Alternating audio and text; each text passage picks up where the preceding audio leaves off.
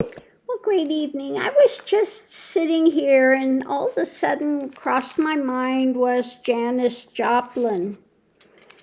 And I wanted to ask what happened with her. And what I got, I'll give you what I got. I did my Lenormand deck, and the first thing that came out was the difficulty that she was having to cross to bear, this explosive things that were taking place when it came to her health. The path forward, she took a divergent path and she was having the mental difficulties. And she was looking up to somebody, and that caused the sacrifice to her life, long-term life. So when I pulled out extra cards to see what it said,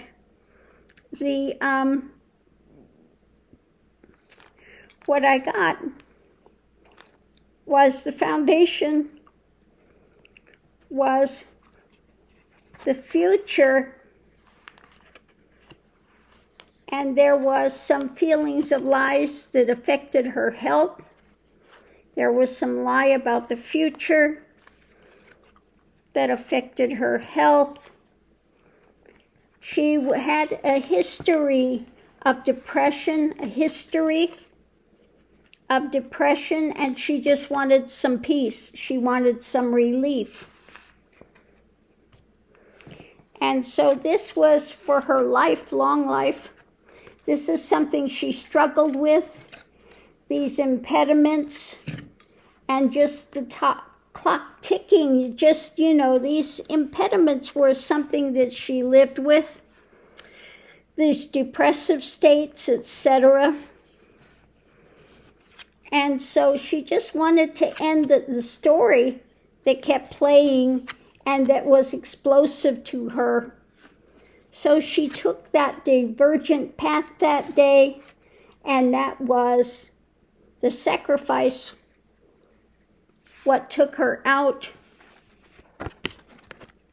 This was, again, the cross to bear. The difficult thing was the heart and the direction where things were moving to. In what direction was it moving?